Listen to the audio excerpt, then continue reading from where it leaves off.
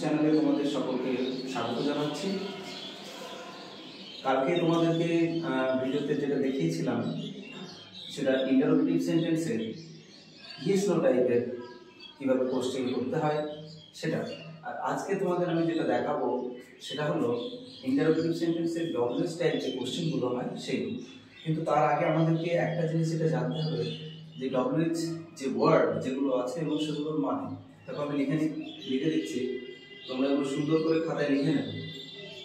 তারপর প্রথমে হচ্ছে হু মানে হচ্ছে কে, হোয়াট মানে হলো কি, হোয়েন মানে হলো কখন, হার মানে হচ্ছে কোথায়,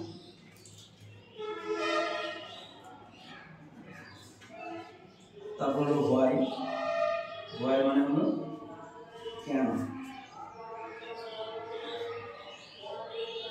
হুজ মানে হলো কার,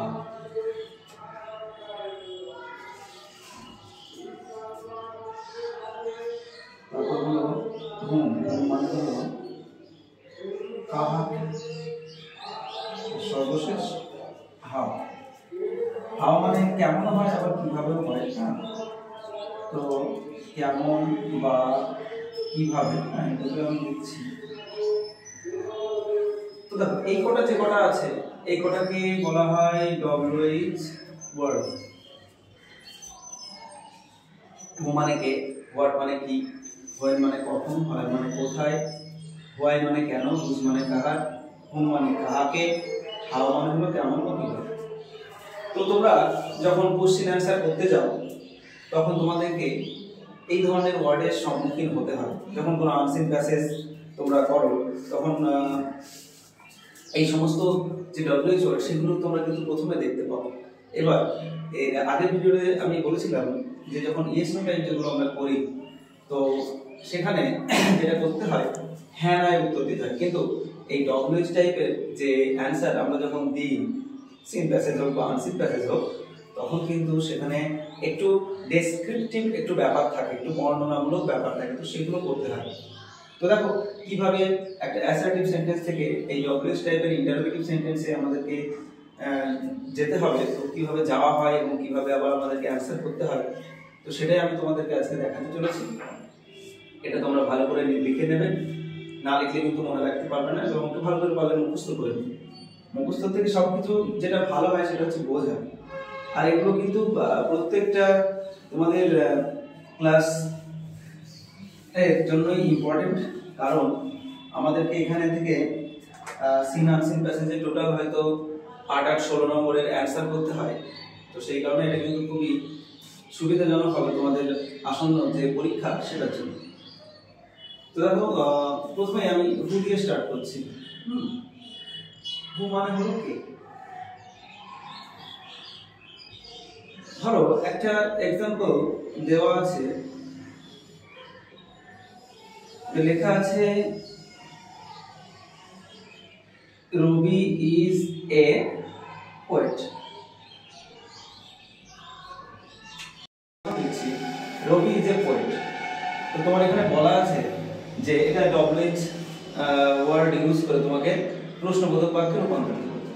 ধরো এটা হু দিয়ে আমাকে বলা হলো যে প্রশ্নবোধক বাক্যে রূপান্তরিত করো, তাহলে তখন আমি কি করবো? দেখো যেটা অ্যান্সার সেটা কিন্তু এখানে অমিট হয়ে যাবে।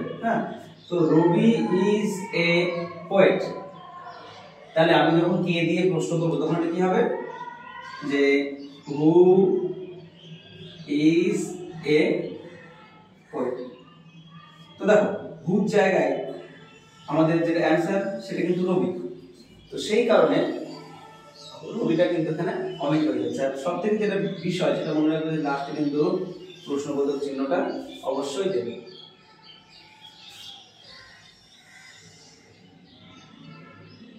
তারপর দেখো 2 নম্বরে আরেকটা দেখাচ্ছি what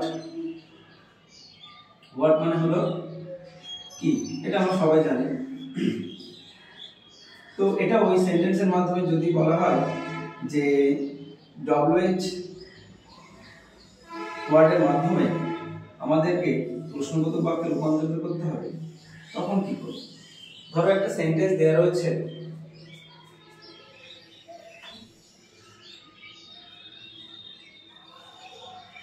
he loves story books, he loves story books। তাহলে এইটাকে যদি বলা হয় ওয়ার্ডের মাধ্যমে প্রশ্নবোধক বাক্যে রূপান্তরিত করো, ওয়ার্ড মানে কি? তাহলে যেটা পছন্দ ও করে সেটাই কিন্তু এখানে অ্যানসার হিসেবে রয়ে যাবে। তো কি হবে দেখো, হোয়াট obviously আমাদেরকে প্রথমে নিয়ে আসতে হবে হোয়াট এর পর। দেখো এইটা একটু টেন্সের একটা বিশেষ একটা কিন্তু ব্যাপার এখানে রয়েছে। দেখো হি লাভস স্টোরি বুকস এখানে বলা হয়েছে, তো হি হলো কি এখানে সাবজেক্ট, লাভস হলো মেইন ভার্ব, আর স্টোরি বুকস হচ্ছে অবজেক্ট। এটা কোন টেন্সে আছে? এটা রয়েছে প্রেজেন্ট ইনডিফিনাইট টেন্সে। তো প্রেজেন্ট ইনডিফিনাইট টেন্স অনুযায়ী কিন্তু আমাদেরকে এটা প্রশ্নবোধক বাক্যে রূপান্তরিত করতে হবে। তো সেই কারণে হোয়াট এর পর এখানে বসবে ডাজ। হোয়াট ডাজ হি লাভ, তো এটা প্রশ্নবোধক বাক্যে রূপান্তরিত হয়ে গেল। এইবার এটাকে যখন আমরা আবার অ্যানসার লিখব, তখন দেখো যেহেতু এটা প্রেজেন্ট ইনডিফিনাইট টেন্সে, তো অ্যানসার লিখতে গিয়ে আমাকে অ্যাসার্টিভ সেন্টেন্সে যেহেতু উত্তর দিতে হবে, তো সাবজেক্টটা প্রথমে আসবে, তারপর যেটা মেইন ভার্ব সেটা ভার্বের সাথে এস বা ইএস আমাদেরকে যুক্ত করতে হবে, এখানে এস যোগ হবে। তো ঠিক এইটা পুনরায় আবার ফিরে চলে আসবে, হি লাভস স্টোরি বুকস। আর আরেকটা জিনিস কি বললাম, যেটা লাস্টে প্রশ্নবোধক বাক্য মানে যে মার্ক সেটা অবশ্যই দিতে হবে। এইবার তোমাদের সিন প্যাসেজ বা আনসিন প্যাসেজে যেটা বেশি করে থাকে সেটা হচ্ছে পাস্ট ইনডিফিনাইট টেন্স। তো পাস্ট ইনডিফিনাইট টেন্স অনুযায়ী যদি এটা থাকতো, দেখো আমি একটা উদাহরণ দিচ্ছি।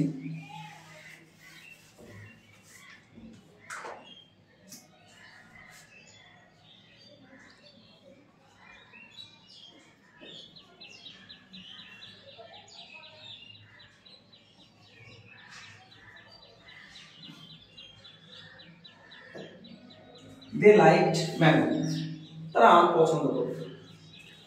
তাহলে এইটাকে যদি আমাদেরকে বলা হয় যে ওয়ার্ড দিয়ে প্রশ্নবোধক বাক্যে রূপান্তরিত করো, তখন আমরা কি করব? প্রথমে দেখো ডব্লিউএইচ ওয়ার্ডের ব্যবহার কিন্তু প্রথমে সেটা বসবে হোয়াট, আর হোয়াট এর পর বসবে আমাদের সাবজেক্ট।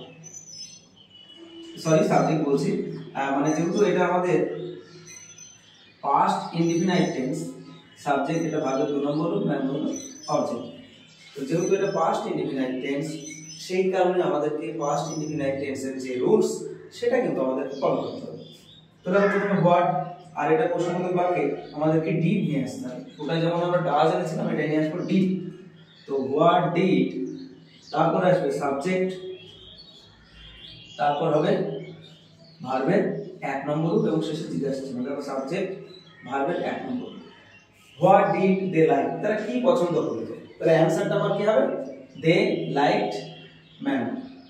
তো একটা জিনিস যেটা দেখো, যখন প্রশ্ন থাকবে সেটা প্রশ্নবোধক বাক্যে থাকবে, কিন্তু আমাদেরকে যখন অ্যানসার করতে হবে, সে সিন প্যাসেজের হোক বা আনসিন প্যাসেজের হোক, সে যে ক্লাসেরই হোক না কেন, আমাদেরকে কিন্তু টেন্সটা অবশ্যই ফলো করতে হবে। যদি আমরা টেন্স ফলো না করে যদি অ্যানসার করি, তাহলে কিন্তু আমাদের সেখানে ফুল মার্ক হবে না।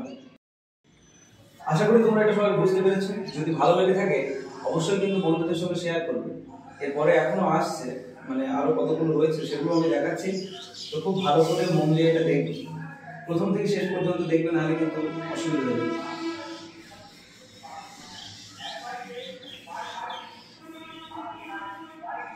তো চলো এবার দেখাচ্ছি হোয়েন। হোয়েন মানে হলো কখন।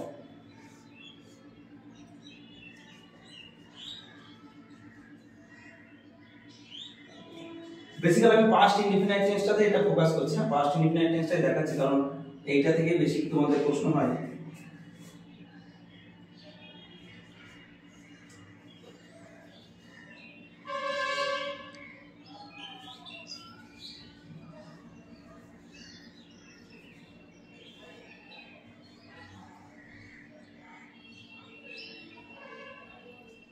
হি কেম হেয়ার অ্যাট 9 PM, সে 9টার সময় এখানে এসেছিল। দেখো সাবজেক্ট কেম হলো ভার্বের 2 নম্বর রূপ, আর এটুকু হচ্ছে তোমার কমপ্লিমেন্ট। আর এই যে 9 PM সময় নির্ধারণ করছে দেখো এটাতে, হ্যাঁ। তো এটাকে যদি বলে যে when এর মাধ্যমে প্রশ্নবোধক বাক্যে রূপান্তরিত করতে হবে, তখন আমাদেরকে কি করতে হবে? তো যেহেতু পাস্ট ইনডিফিনাইট টেন্স আছে, তো পাস্ট ইনডিফিনাইট টেন্সের ফর্মুলা অনুযায়ী আমাদের করতে হবে, প্রথমে আসবে when, তারপর হচ্ছে did, did এর পর সাবজেক্ট, সাবজেক্ট কি আছে এখানে? হি। তো when did he।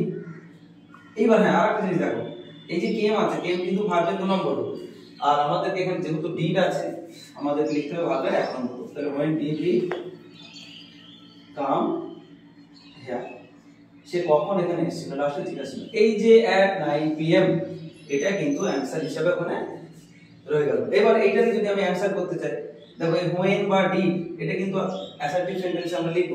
আমরা যখন এটা অ্যানসার লিখব তখন আমরা অ্যাসার্টিভ সেন্টেন্সের নিয়ম অনুযায়ী লিখব কি, প্রথমে সাবজেক্ট, তারপর কাম আছে, এটা তখন আবার ভার্বের 2 নম্বর রূপে লিখতে হবে। যেহেতু পাস্ট ইনডিফিনাইট টেন্সের অ্যাসার্টিভ সেন্টেন্সের নিয়মে যেটা বলা হয় যে সাবজেক্ট প্লাস ভার্বের দ্বিতীয় রূপ প্লাস অবজেক্ট, এরকম ফরমেশনে পাস্ট ইনডিফিনাইট টেন্সের তোমার অ্যাসার্টিভ সেন্টেন্স করতে হয়। তো সেহেতু আমি সাবজেক্ট ব্যবহার করব, সাবজেক্টের পর বসাবো ভার্বের 2 নম্বর রূপ, তারপর যেটা অ্যানসার হবে সেটা আমি বসাবো। তো কি দাও না সেটা, হি কেম হেয়ার অ্যাট 9 PM। চলো আরেকটা দেখাচ্ছি, দেখে নাও। আর যদি কারো বুঝতে কোনো সমস্যা থাকে অবশ্যই কমেন্ট সেকশনে আমাকে জানিয়ে দেবেন, তা নাহলে আমি হয়তো বুঝতে পারবো না যে কারোর কোথায় সমস্যাটা হচ্ছে।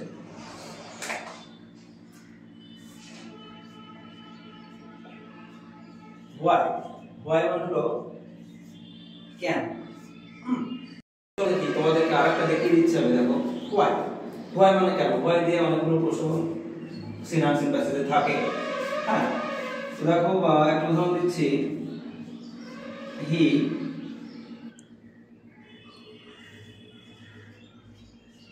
shouted in fear। তো যদি এটাকে why দিয়ে আমাকে প্রশ্নবোধক বাক্যে রূপান্তরিত করতে হয় তাহলে আমি তখন কি করব? দেখো আগে আমি বলেছি একটা জিনিস আমাদেরকে দেখে নিতে হবে যেটা কোন টেন্সে আছে, সাবজেক্ট ভার্বের সেকেন্ড ফর্ম। যদি কোথাও কোনো সেন্টেন্সে যদি দেখতে পাবো তবে সাবজেক্ট বা তারপর ভার্বের 2 নম্বর রূপ আছে, তাহলে আমরা জানবো সেটা পাস্ট ইনডিফিনাইট টেন্সের অন্তর্গত। তো সেই কারণে দেখো প্রথমে আমাদেরকে যেটা করতে হবে, প্রথমে কিন্তু why আসবে, এবার টেন্স অনুযায়ী এখানে আমাকে ডিড বসাতে হবে, একটা নারী প্রশ্নবোধক বাক্য হবে। তো why did, তারপরে সাবজেক্ট হি, আর যেটা মেইন ভার্ব তার 1 নম্বর রূপ, আর লাস্টে জিজ্ঞাসা চিহ্ন। তো why did he shout, সে কেন চিৎকার করেছিল, অ্যানসারটা কি হবে? If here. এর অ্যানসার লেখার সময় অনেক সময় বিকজ দিয়ে আমাদেরকে অ্যানসার করতে হয়, সেটা তোমরা আগে দেখেছো। তো বিকজ দিয়ে অ্যানসার লিখলে অ্যানসারটা অনেকটা স্ট্রং হয়। চলো আরেকটা দেখিয়ে দিই।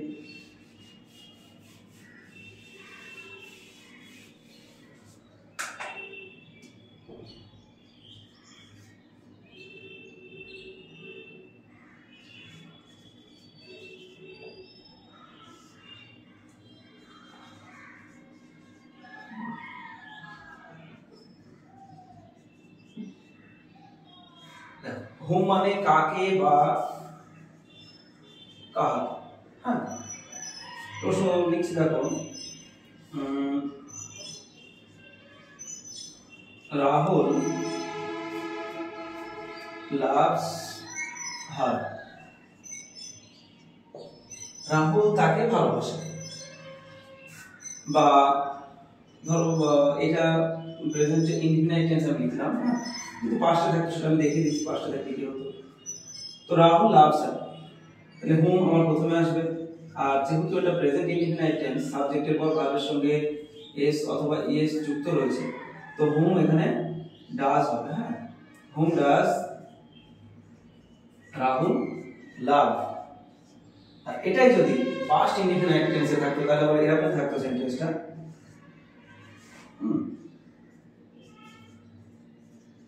রাহুল লাভড হার।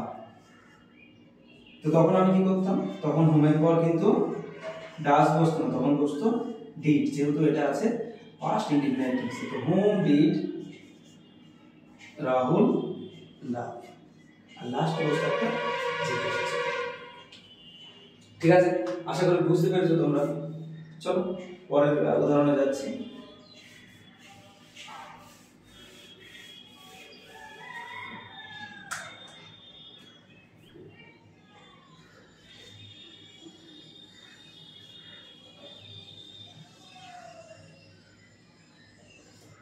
হুজ মানে হচ্ছে কাহা।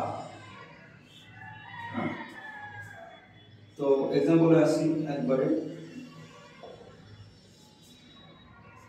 I lost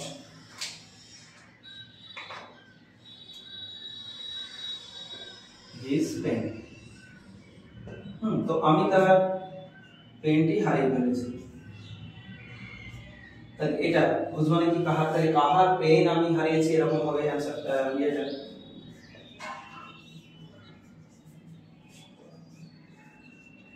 whose pen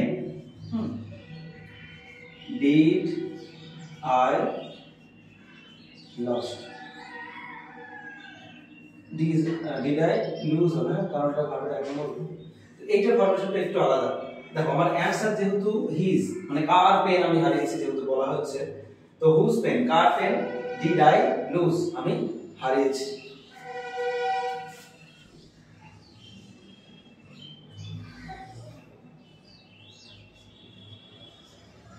how, how মানে কি বললাম, কিভাবে।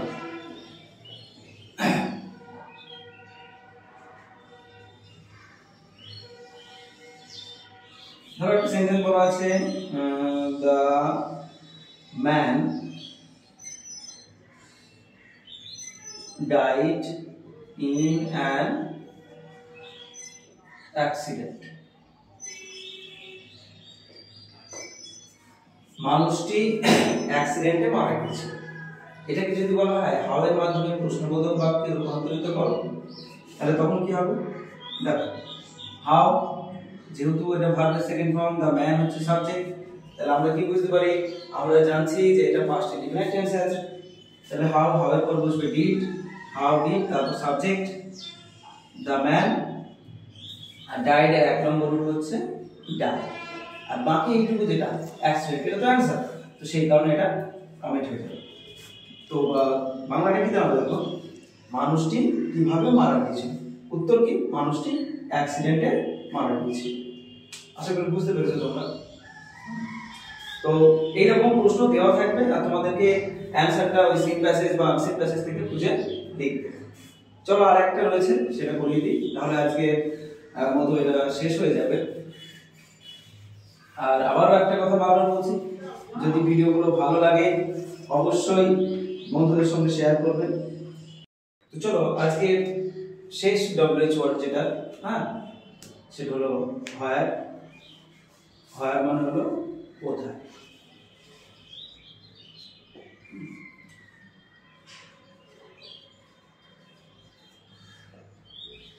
একটা এক্সাম্পলে ধরো বলা আছে যে রোহন lived in দিল্লি, রোহন দিল্লিতে বাস করে। তো এটা বলা হলো ধরো যে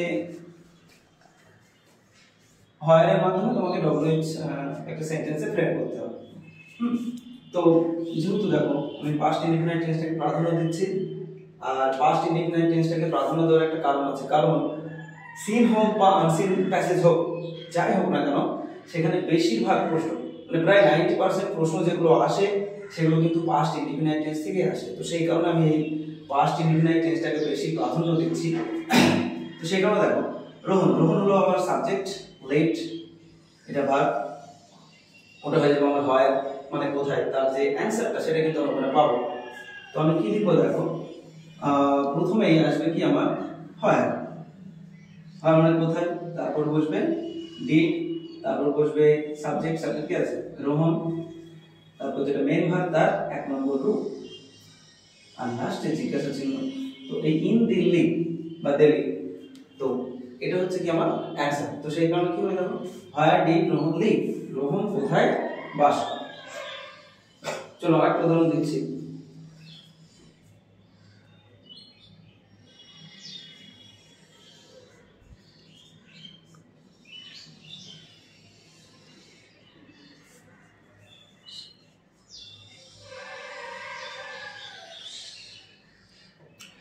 দেখো, we play football in the playground, এটা কিন্তু আমি প্রেজেন্ট ইনডিফিনিট টেন্সে লিখলাম, যেহেতু এটা পাস্ট দিলাম, এটা প্রেজেন্টে।